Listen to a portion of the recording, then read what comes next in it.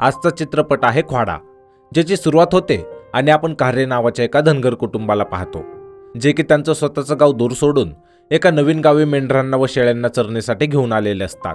आता इथे तुमच्या माहितीसाठी सांगतो की आपल्या महाराष्ट्रातील जास्त करून धनगर मेंढी पालन व शेळी पालन करतात.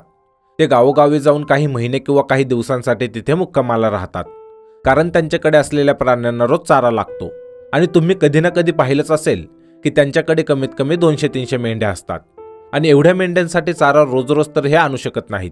त्यामुळे काही धनगर गावोगावी जातात आणि तिथल्या रानातील किंवा डोंगरातील गवत हे त्यांच्या मेंढ्यांना चारा म्हणून देतात.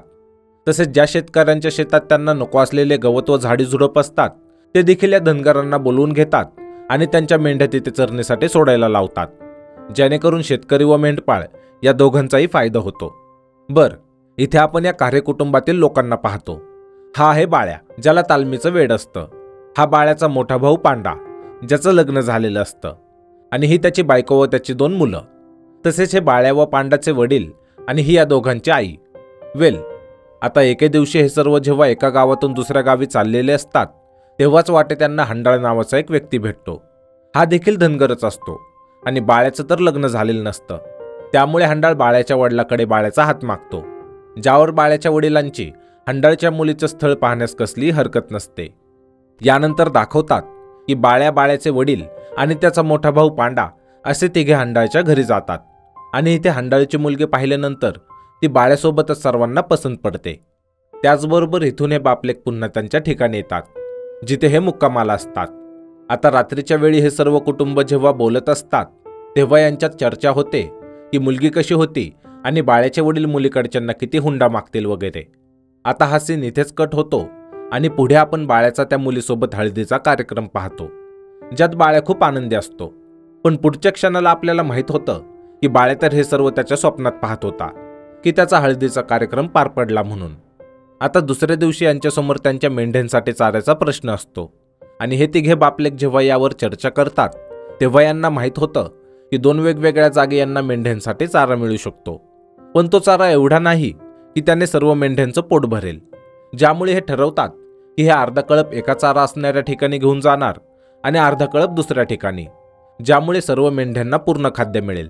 तसेच पांडा ज्या मोठ्या मेंढ्या असतात त्या घेऊन एका दिशेने जातो आणि बाळ्या लहान मेंढ्या. पण पुढे आपण पाहतो की बाळ्या मेंढ्यांना चरण्यासाठी सोडतो व इथे हस्तमैथून करत बसतो आणि याच वेळी एक मुलगा बाळ्याची नजर चुकवून कळपातील एक मेंढी चोरून घेऊन जातो. आता दुसऱ्या दिवशी जेव्हा बाळ्याच्या वडिलांना मेंढी चोरीला गेल्याचं माहीत होतं तेव्हा ते बाळ्याला काहीच बोलत नाही, ज्यामुळे आपल्याला समजतं की कदाचित असं मेंढ्या चोरीला जाणं यांच्यासाठी नेहमीच असावं. आता पुढे आपण पाहतो की बाळ्याने ज्या गावकऱ्याच्या शेतात मेंढ्या थांबवून ठेवलेल्या असतात तो शेतकरी यांना त्याच्या शेतातील कडुलिंबाचं झाड तोडून ते मेंढ्यांना चारा म्हणून द्यायला सांगतो, ज्यामुळे बाळ्या ते झाड पूर्ण न तोडता जेवढा त्याच्या मेंढ्यांना चारा हवा आहे तेवढंच ते झाड तोडतो. कारण त्याचं म्हणणं असतं की झाड बुडापासून तोडायला नको, कारण उद्याला ते झाड पुन्हा मोठं होईल आणि कोणा ना कोणाच्या कामाला येईल. पण हा शेतकरी मात्र बाळ्याला ते लिंबाचं झाड बुडापासून तोडायला सांगतो. आता इथेच या गावातील सरपंच येतो, ज्याचं नाव आहे अशोकराव, आणि हा जेव्हा यांच्या मेंढ्या पाहतो तेव्हा तो बाळ्याच्या वडिलांना भेटतो आणि त्यांच्याकडून एक मेंढीचं पिल्लू विकत घेतो, ज्याची किंमत बाळ्याचे वडील 2,500 रुपये सांगतात. पण अशोकराव यांना मेंढीचे 1,000 रुपयेच देतो. तसेच हा सरपंच गुंडगिरी स्वभावाचा असल्यामुळे बाळ्याच्या वडिलांना सुद्धा त्याला जास्त काही बोलता येत नाही. त्याचबरोबर बाळ्या व त्याचे वडील जेव्हा त्यांच्या मुक्कामाच्या जागी जातात तेव्हा बाळ्याच्या वडिलांना पांडाकडून माहीत होतं की अशोकराव इथला सरपंच आहे आणि तो पांडाकडून सुद्धा मेंढीचे एक पिल्लू कमी पैशात घेऊन गेला आहे. सोबतच पांडा त्याच्या वडिलांना सांगतो की त्या सरपंचपासून सर्वांनी लांब राहा, कारण तो असंच दमदाटी करून मेंढ्या घेऊन जाईल. यानंतर दाखवतात की दुसऱ्या दिवशी जवळच्याच एका गावचा बाजार भरणार असतो. त्यामुळे बाळ्याचे वडील पांडाला सांगतात की तू आणि बाळ्या बाजारात जाऊन त्या मेंढ्यांची काही पिल्लं विकून या, कारण मी कोर्टात जाणार आहे. खरं तर यांची 60 ते 70 एकराच्या आसपास जमीन होती, ज्यातील अर्ध्या भागात हे शेती करायचे आणि अर्ध्या भागात मेंढ्या पाळायचे. पण एके दिवशी यांच्याकडे तलाठी आणि काही सरकारी अधिकारी आले व ज्या जमिनीवर हे शेती करत नव्हते ती जमीन त्यांनी यांच्याकडून हे बोलून सरकार जमा करून घेतली की हे त्या जमिनीवर शेती करत नाहीत म्हणून, आणि आम्ही सरकार जमा करून तिथे झाडे लावणार आहोत. तसेच बाळ्या व त्याच्या घरात बहुतेक कोणीही शिकलेलं नसल्याने यांना सरकारी अधिकाऱ्यांना काहीच बोलता आलं नाही. पण आता तीच जमीन सरकारकडून परत घेण्यासाठी बाळ्याचे वडील गेल्या 10 वर्षांपासून कोर्टात केस लढत आहेत. आता यानंतर आपण पाहतो की बाळ्याला त्याच्या एका ओळखीच्या माणसाकडून माहीत होतं की इथे जवळच एकाला त्याची 10 एकर जमीन विकायची आहे. त्यामुळे पुढे बाळ्या त्याच्या घरच्यांना ही जमीन घ्यायची का म्हणून विचारतो आणि यावर थोडी कानाकून केल्यावर बाळ्याच्या घरचे अखेर ती जमीन घ्यायचं ठरवतात. तसेच दुसऱ्या दिवशी दाखवतात की बाळ्याला त्याच्या होणाऱ्या सासऱ्याने भेटायला बोलावलेलं असतं. पण बाळ्या जेव्हा त्यांना भेटायला जाणार असतो तेव्हा बाळ्याचे वडील त्याला मेंढरांजवळच थांबायला सांगतात, कारण त्यांना कोर्टात जायचं असतं. तसेच इथे आपण तुझ्या रूपाचं पडलंय चांदणं हे गाणं पाहतो, ज्यात दाखवतात की बाळ्याचं लग्न होतं. पण पुढे पुन्हा आपल्याला माहीत होतं की हे सर्व बाळ्या त्याचं स्वप्न रंगवत होता. त्याचबरोबर दुसरीकडे बाळ्याचे वडील जेव्हा कोर्टात जातात तेव्हा केसची हेअरिंग झाल्यावर बाळ्याच्या वडिलांचे वकील त्यांना सांगतात की लवकरच त्यांच्या केसचा निकाल लागेल. सोबतच हे आता हायकोर्टात त्यांच्या केसची अपील करणार असतात. पुढे संध्याकाळ झाल्यावर बाळ्या त्याच्या भावाला सांगतो की यांना जी जमीन घ्यायची आहे तेवढी तू उद्या जाऊन बघून ये. आणि तसेच पांडा दुसऱ्या दिवशी जाऊन ती जमीन बघून घेतो, जिथे त्याला 10 एकर जमिनीचा 40 लाख रुपये रेट सांगितला जातो. आता पुढच्या सीनमध्ये दाखवतात की बाळ्या व त्याच्या घरचे ज्या ठिकाणी मुक्कामाला असतात तिथे यांना भेटायला याच गावात राहणारा माळीबाबा येतो, जो की यांच्या ओळखीचाच असतो. आणि हे जेव्हा गप्पा मारत असतात तेव्हाच इथे सरपंच येतो आणि जबरदस्तीने यांच्या काही मेंढ्या घेऊन जातो. तसेच पांडा व त्याचे वडील सरपंचला आधीच्या मेंढ्या व आता घेऊन जात असलेल्या मेंढ्यांचे पैसे मागतात. पण हा सरपंच हे बोलून मेंढ्या घेऊन जातो की तो 3 गावचा वतनदार आहे आणि यांचे काही हजार रुपये घेऊन तो काही कुठे पळून जाणार नाही. आता हा सरपंच गेल्यावर माळीबाबा यांना सांगतो की या सरपंचामुळे माझ्या मुलीने विहिरीत उडी मारून जीव दिला आणि यानेच माझ्या मुलाचा पाय तोडला. पण एवढं होऊन सुद्धा यांनी सरपंचाविरोधात काहीच केलं नाही, कारण यांच्या गावातील अर्धी घरं सरपंचाच्या नातेवाईकांची आहेत आणि माळीबाबांच्या नातेवाईकांचे मात्र 7-8. आता बाळ्या व त्याच्या घरचे हे सर्व ऐकतात व ठरवतात की ते सरपंचाच्या नादी लागणार नाहीत व लवकरच इथून दुसरीकडे हे त्यांच्या मुक्कामाला निघतील. यानंतर बाळ्या याच गावात सुरू असलेल्या काळभैरवाच्या उत्सवात जातो, जिथे उत्सवाच्या निमित्त कुस्त्या भरवण्यात आलेल्या असतात. तसेच इथे सरपंचाच्या तालमीतील एक पैलवान असतो आणि त्याच्यासोबत कुस्ती खेळण्यासाठी जोडीला कोणच नसतं, ज्यामुळे बाळ्या त्याच्यासोबत कुस्ती खेळण्यासाठी आखाड्यात उतरतो व सरपंचाच्या पैलवानाला कुस्तीत हरवून ही कुस्ती जिंकतो. ज्यामुळे सरपंचला राग येतो आणि तो बाळ्याच्या कानाखाली मारून त्याला ही धमकी देतो की आजपर्यंत त्याच्या पैलवानांना कोणीच हरवलं नाही आणि परत जर बाळ्याने असं केलं तर तो बाळ्याला खूप मारेल. आता बाळ्या म्हणतो की हा फक्त खेळ होता, त्यामुळे हे सरपंचने मनावर घ्यायची गरज नाही.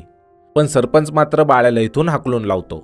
आता दुसऱ्या दिवशी बाळ्या व त्याचे वडील जेव्हा मेंढ्यांना चरण्यासाठी नेतात तेव्हा पुन्हा माळीबाबा यांना भेटायला येतात आणि बाळ्याच्या वडिलांना सांगतात की जी जमीन ते विकत घेणार होते ती जमीन बाळ्याच्या होणाऱ्या सासऱ्याने विकत घेतली, म्हणजेच हांडाळने.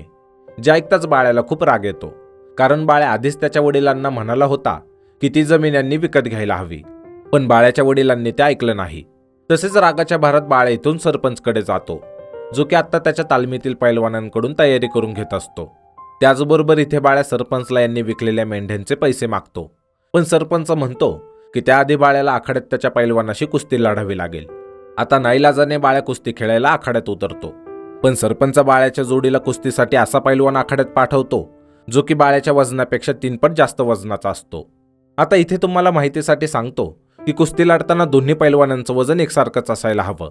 म्हणजे समोरचा पैलवान जर 75 किलो वजनाचा असेल तर त्याच्याशी लढायला 75 किलो किंवा त्याच्या आसपास वजन असलेल्या पैलवानालाच आखाड्यात उतरवतात. पण सरपंचने तर बाळ्यासोबत हा जास्त वजनाचा पैलवान उतरवलेला असतो आणि तरीसुद्धा बाळ्या त्या पैलवानाशी कुस्ती लढतो. पण हा पैलवान बाळ्याला जड जातो आणि तो बाळ्याच्या अंगावर बसून त्याच्या कानातील बाळी खेचून त्याचा कान कापून टाकतो. आता आपल्याला वाटतं की बाळ्या ही कुस्ती हरला, पण खूप जोर लावून बाळ्या त्या पैलवानासोबत उठतो आणि त्या पैलवानाला आखाड्याच्या भिंतीवर आदळून त्याचा मणका तोडून टाकतो, कारण यांनी बाळ्यासोबत चुकीचं केलं. तसेच बाळ्या इथून पळून जातो आणि सरपंचला सुद्धा बाळ्याला काहीच बोलता येत नाही, कारण त्याचे पैलवान एवढे हट्टेकट्टे असून देखील ते बाळ्यासारख्या कमी ताकदीच्या पैलवानाकडून 2दा हरले.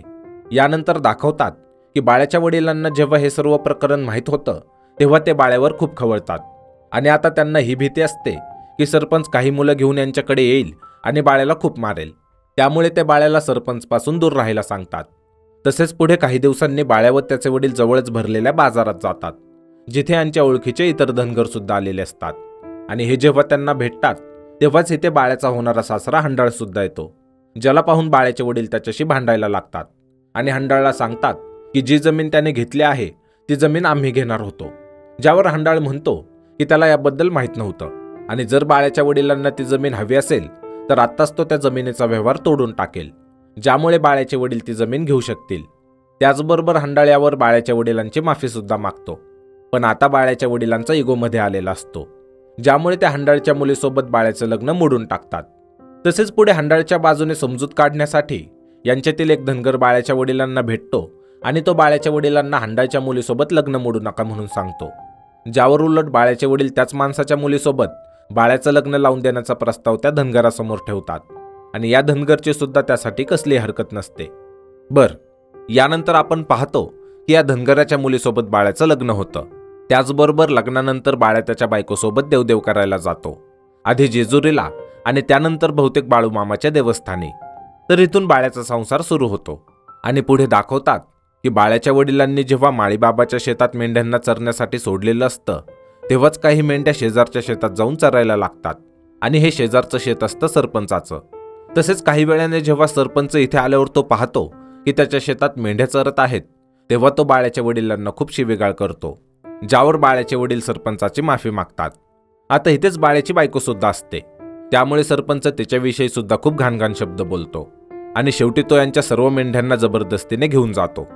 खरं तर बाळ्याचे वडील सरपंचाची माफी मागतात, त्याच्यासमोर हातपाय जोडतात, पण सरपंच काही ऐकतच नाही, ज्यामुळे पुढे बाळ्याचे वडील सरपंचाच्याच गावातील काही नेते असतात त्यांच्याकडे जातात आणि त्यांना बाळ्याचे वडील विनंती करतात की त्यांनी सरपंचाला सांगून त्यांच्या मेंढ्या परत करायला लावाव्यात. पण हे नेते हे सांगून बाळ्याच्या वडिलांना इथून हाकलून लावतात की सरपंच कोणाचाही ऐकत नाही. आता मेंढ्या नसल्यामुळे बाळ्या व त्याच्या घरचे खूप दुःखी होतात, पण बाळ्याचे वडील पुन्हा गावातील एका मानसन्मान असलेल्या व्यक्तीला सोबत घेतात आणि सरपंचकडे जातात. पण सरपंच यांचं सुद्धा ऐकत नाही, ज्यामुळे बाळ्याचे वडील मुक्कामाच्या जागेहून खूप रडतात. तसेच आपल्या वडिलांना डोळ्यासमोर रडताना पाहून बाळ्याला सुद्धा खूप दुःख होतं.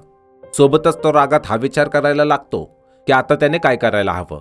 यानंतर दुसऱ्या दिवशी आपण पाहतो की बाळ्याच्या वडिलांकडून हिसकावून घेतलेल्या मेंढ्यांना कापून सरपंच त्यांचं मटण गावातील लोकांना विकायला लागतो आणि तेव्हाच पुन्हा बाळ्याचे वडील, त्यांचा मोठा मुलगा पांडा आणि आणखी काही लोक सरपंचकडे येऊन त्याला मेंढ्या परत करायला सांगतात, ज्यावर तो यावेळी यांना हे बोलून हाकलून लावतो की मेंढ्या घेऊन जाण्यासाठी बाळ्याला पाठवा. आता बाळ्याला जेव्हा हे माहीत होतं तेव्हा तो त्याच्या आई वडिलांना सर्व सामान बांधून इथून निघायला सांगतो आणि तो स्वतः जातो त्याच्या सासरच्या लोकांना भेटायला, जिथे बाळ्या त्याच्या सासऱ्या व मेहुण्यांना घडलेला सर्व प्रकार सांगून त्यांना याच्या मदतीसाठी यायला सांगतो. तसेच पुढे बाळ्या, त्याच्या सासरचे काही मुलं व आणखी काही धनगर बाळ्यासोबत सरपंचकडे जातात आणि सरपंच सोबतच त्याच्या सर्व माणसांना कुऱ्हाडीने मारतात.